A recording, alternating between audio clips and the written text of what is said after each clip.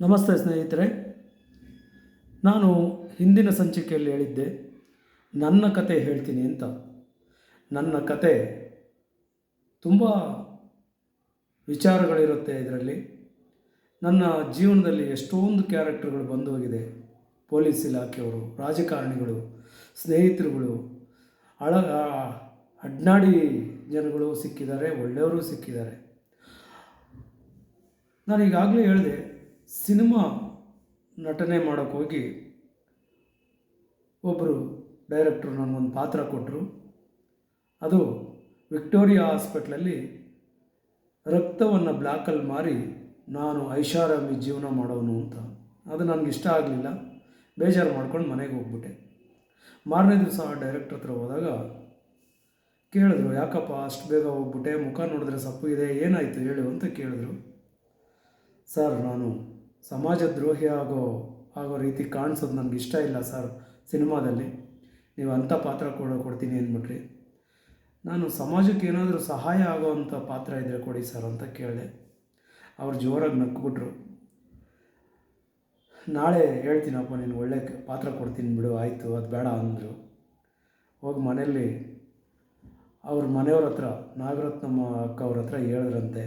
ಅವರು ಜೋರಾಗಿ ನಕ್ಕಿದ್ರಂತೆ. ಅವನು ಮುಗ್ಧ, ಅವನು ಒಂದು ಒಳ್ಳೆ ಪಾತ್ರನೇ ಕೊಟ್ಬಿಡಿ ಅಂತ ಹೇಳಿದ್ದಾರೆ.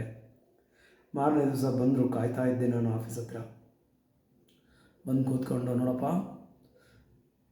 ನೀನೊಂದು ಟೀ ಅಂಗಡಿ ಇಟ್ಕೊಂಡಿರ್ತೀಯ ಚಿಕ್ಕದಾಗಿ. ಅಲ್ಲಿ ನಮ್ಮ 5 ಜನ ಹೀರೋಗಳು ನಿನ್ನ ಕೇರ್ ಆಫ್ ಅಡ್ರೆಸ್ ಕೊಟ್ಟಿರ್ತಾರೆ. ಅವ್ರು ಬಂದು ನಿನ್ನ ಹತ್ರ ಟೀ ಕುಡಿತಾ ಇರ್ತಾರೆ. ಕೇರ್ ಆಫ್ ಅಡ್ರೆಸ್ ಯಾಕೆ ಕೊಟ್ಟಿರ್ತಾರೆ ಅಂದರೆ, ಅವ್ರಿಗೆ ಕೆಲಸ ಸಿಗಬೇಕು, ಇಂಟರ್ವ್ಯೂ ಬರಬೇಕು ಅಲ್ಲಿಗೆ.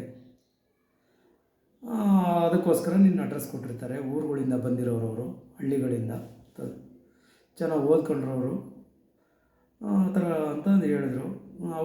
ಅವರಲ್ಲಿ ಒಬ್ಬ ಜಾಕಿ ಶಿವುಗೆ ಇಂಟರ್ವ್ಯೂ ಬರುತ್ತೆ.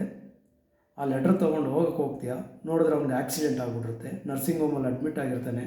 ಓಡೋಡಿ ಹೋಗ್ತೀಯ, ರವಿಯಣ್ಣ ನಿನಗೆ ಲೆಟ್ರ್ ಬಂದಿದೆ ನೋಡಿ ಅಂತ ಕೊಡ್ತೀಯ ಅವನ ಕೈಗೆ. ಬೆಡ್ ಮೇಲೆ ಮಲಗಿರ್ತಾನೆ. ಅವನು ಎದ್ದುಬಿಟ್ಟು ಆ ಲೆಟ್ರನ್ನ ಓಪನ್ ಮಾಡಿ ಓದ್ತಾನೆ. ಅವನು ಕೆಲಸ ಸಿಕ್ಬಿಟ್ಟಿರುತ್ತೆ, ಒಳ್ಳೆ ಸಂಬಳ. ಖುಷಿಯಾಗಿ ಕಿರ್ತಾನೆ, ನನಗೆ ಟೀ ಅಂಗಡಿ ಅಣ್ಣ, ನನಗೆ ಕೆಲಸ ಸಿಕ್ಬಿಡ್ತು ಅಂತಾನೆ. ಇನ್ನೂ ಅಣ್ಣ ಅಂತಿರ್ತಾರೆ ಅವರು. ನೀನು ಅವ್ರಿಗೆ ಸಹಾಯ ಮಾಡೋನಲ್ವ, ಅದಕ್ಕೆ. ನನಗೆ ಕೆಲಸ ಸಿಕ್ಬಿಡ್ತು, ಒಳ್ಳೆ ಸಂಬಳ, ಇನ್ನೇನು ನನಗೆ ಕಮ್ಮಿ ಇಲ್ಲ, ನಾನು ಊರಿಗೆ ಹೋಗ್ಬಿಡ್ತೀನಿ, ಅಪ್ಪ ಅಮ್ಮ ನನಗೆ ಕೆಲಸ ಸಿಕ್ತು ಅಂತ ಜೋರಾಗಿ ಕೂಗಿ ದಬಕ್ಕಂತ ಬಿದ್ದು ಸತ್ತೋಗ್ಬಿಡ್ತಾನೆ. ನಿನಗೆ ದುಃಖ ತಡ್ಕೊಳಕ್ಕಾಗಲ್ಲ. ಕೂಗ್ತೀಯ, ರವಿ ಅಣ್ಣ ಅಂತ ಕೂಗ್ತೀಯ, ಕೂಗಿ ದುಃಖಿಸ್ತೀಯ, ರೋಧಿಸ್ತೀಯ. ಎಂಥ ಸಮಯದಲ್ಲಿ ಸತ್ತೋಗ್ಬಿಟ್ಟೆ ನೀನು, ಒಳ್ಳೆ ಕೆಲಸ ಸಿಕ್ಕಿರುವಾಗ ಹಿಂಗೆ ಆಗ್ಬಿಡ್ತಲ್ಲ ಅಂತ ರೋಧಿಸ್ತೀಯ. ಇಂಥ ಪಾತ್ರ ಮಾಡ್ತೀನಪ್ಪ ಅಂತ ಕೇಳಿದ್ರು. ತುಂಬ ಸಂತೋಷ ಆಗ್ಬಿಡ್ತು. ಸಾರ್, ಇದೇ ಥರದ್ದು ಸರ್ ನಾವು ಕೇಳ್ತಾ ಇದ್ದಿದ್ದು. ಮಾಡ್ತೀನಿ ಸರ್ ಅಂದೆ. ಶೂಟಿಂಗು ಸ್ಟಾರ್ಟ್ ಆಯಿತು.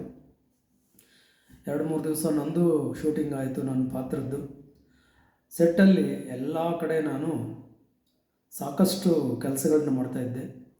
ಸೆಟ್ಟಿನ ಕೆಲಸ, ಮಣ್ಣು ತೋಡೋದ್ರಿಂದ ಹಿಡಿದು ಎಲ್ಲ ಮಾಡ್ತಿದ್ದೆ. ಯಾಕೆಂದರೆ ನಾನು ರೈತರ ಮಗ ಮತ್ತು ಕಲಾವಿದ, ಬೋರ್ಡ್ ಬರೆಯೋನು ಆ ಥರ. ಅಂದರೆ ಅವಾಗಿನ ಬೋರ್ಡ್ ಬರೆಯೋದು ಕಲ್ತಿರಲಿಲ್ಲ, ಅಂದರೆ ಅದರಲ್ಲಿ ಇಷ್ಟ ಜಾಸ್ತಿ. ಹಂಗಾಗಿ ಎಲ್ಲ ಕೆಲಸ ನಾನೇ ಮಾಡ್ತಿದ್ದೆ. ಹಂಗಾಗಿ ಎಲ್ರಿಗೂ ನಾನು ಇಷ್ಟ, ಎಲ್ಲರೂ ನನಗೆ ಕೆಲಸ ಹೇಳೋರಲ್ಲ. ಅದಕ್ಕೆ ಡೈರೆಕ್ಟ್ರು ಮತ್ತು ಅವ್ರ ಫ್ಯಾಮಿಲಿಗೂ ಭಾರಿ ಹತ್ರ ಆಗ್ಬಿಟ್ಟೆ. ಎಲ್ಲ ವಿಚಾರನ ನನ್ನ ಹತ್ರ ಹಂಚ್ಕೊತಾ ಇದ್ದರು. ಹಿಂಗೆ ಇರಬೇಕಾದ್ರೆ ಆಫೀಸಲ್ಲಿ ನಾನೇ ಕೂತ್ಕೊಳ್ತಿದ್ದೆ ಹೋಗಿ.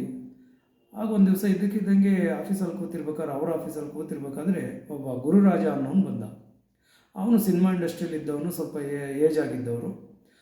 ಸರಿ ಮಾತಾಡಿಸಿದ್ರು. ಏನಪ್ಪ ಆರಾಮ, ನಿಮ್ಮದು ಶೂಟಿಂಗೆಲ್ಲ ಆಯ್ತಂತೆ, ನಿನ್ನ ಪೋರ್ಷನ್ನು ಇನ್ನೂ ಇದೆಯಾ ಅಂತ ಕೇಳಿದ್ರು. ಇನ್ನೂ ಇದೆಯಂತೆ ಸರ್ ಅಂದೆ. ನಿನಗೊಂದು ಒಳ್ಳೆ ಪಾತ್ರ ಕೊಡ್ತೀನಪ್ಪ, ನೀನು ತುಂಬ ಒಳ್ಳೆಯವನು ಅಂತ ಡೈರೆಕ್ಟ್ರ್ ಹೇಳಿದ್ದಾರೆ ಅಂತ ಅಂದರು. ಹೌದಾ ಸರ್, ನಂದೊಂದು ಪ್ರೊಡಕ್ಷನ್ ನಡೀತಾ ಇದೆ, ಸಾಧ್ಯ ಇದ್ದರೆ ನಾಳೆ 5 ವಿಹಾರ್ ಹೋಟ್ಲಿಗೆ ಬಾ ಬೆಳಗ್ಗೆ 10 ಗಂಟೆಗೆ ಅಂತ ಹೇಳಿದರು. ಬಕಪಕ್ಷಿ ಅಂತ ಆ ಥರ ಕಾಯ್ತಾ ಇರ್ತೀವಲ್ಲ ಸಿನಿಮಾ ಇಂಡಸ್ಟ್ರಿಯಲ್ಲಿ, ಚಾನ್ಸ್ ಸಿಕ್ಕರೆ ಸಾಕು ಅಂತ. ಆಯ್ತು ಸರ್ ಬರ್ತೀನಿ ಅಂದೆ. ಮಾರನೇ ದಿವಸ 10 ಗಂಟೆಗೆ ಸರಿಯಾಗಿ ಕಾರ್ಪೊರೇಷನ್ ಹತ್ರ ಇರೋ 5 ವಿಹಾರ್ ಹೋಟ್ಲಿಗೆ ಹೋದೆ. ಅಲ್ಲಿ ಇವರೊಬ್ಬರೇ, ಗುರುರಾಜ್ ಒಬ್ಬರೇ ಪ್ಯಾಡಲ್ಲಿ ಡೈಲಾಗ್ ಶೀಟ್ ಇಟ್ಕೊಂಡು ಕೂತಿದ್ರು. ಹೋದೆ, ಬಾಪ ಕೂತ್ಕೊಂಡ್ರು, ಕಾಫಿ ತರಿಸಿದ್ರು, ಕುಡಿದೆ.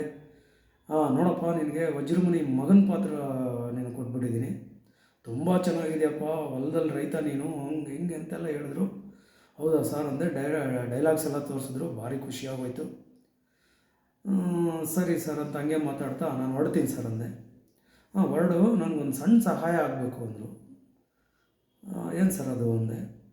ಏನಿಲ್ಲ, ಪ್ರೊಡ್ಯೂಸರು ಆಗಲೇ 3 ದಿವಸ ಆಯಿತು ಬರಲಿಲ್ಲ, ನಾಳೆ ನಾಡಿದ್ದು ಬಂದುಬಿಡ್ತಾರೆ.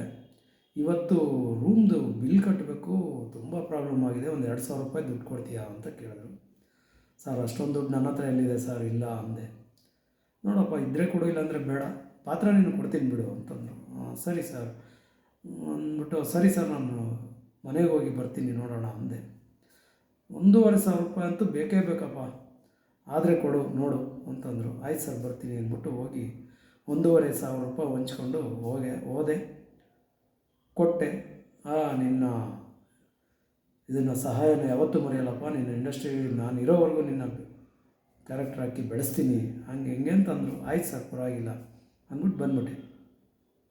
ಹಿಂಗೆ ಒಂದು 2-3 ದಿವಸ ಆಯಿತು. ಆಮೇಲೆ ಫೋನ್ ನಂಬರ್ ಕೊಟ್ಟಿದ್ದರು, ಹೋಟ್ಲದು ನಂಬರ್. ಫೋನ್ ಮಾಡಿದ್ರೆ ಅವರು ಕಟ್ ಮಾಡ್ತಾಯಿದ್ರು, ಎತ್ತಾ ಇರಲಿಲ್ಲ. 2 ಸರಿ ಮಾಡಿದೆ, ಆಮೇಲೆ 3ನೇ ಸರಿ ನಾನೇ ಹೋದೆ. ನಾನು ಕೇಳಿದೆ, ಸರ್ ಈ ಥರ ಗುರುರಾಜನ್ ಅವರು ಸಿನಿಮಾ ಇಂಡಸ್ಟ್ರಿಯವರು ರೂಮ್ ಹಾಕಿದ್ರಲ್ಲ ಅಂತ ಕೇಳಿದೆ. ಇಲ್ಲಪ್ಪ ಅವ್ರು ಅವತ್ತೇ ಖಾಲಿ ಮಾಡಿಬಿಟ್ರು, 3 ದಿವಸ ಆಯಿತು ಖಾಲಿ ಮಾಡಿ ಅಂದರು. ಹೌದಾ ಸರ್, ಹಾಕಿದ್ದೆ 3 ದಿವಸ ಹೋಟೆಲ್ ರೂಮು, ಆಮೇಲೆ ಬರಲಿಲ್ಲ ಅಂತಂದರು. ಸರಿ ಸರ್ ಅಂದ್ಬಿಟ್ಟು ಬಂದ್ಬಿಟ್ಟೆ. ಆಗ ಗೊತ್ತಾಯಿತು ನನ್ನ ಗುಲ್ಡು ಮಾಡಿದ ವ್ಯಕ್ತಿ ಅಂತ. ನೋಡೋಣ ಎಲ್ಲೋಗುತ್ತೆ ಅಂದ್ಕೊಂಡು ಸುಮ್ಮನೆ ವಾಪಸ್ ಬಂದ್ಬಿಟ್ಟೆ.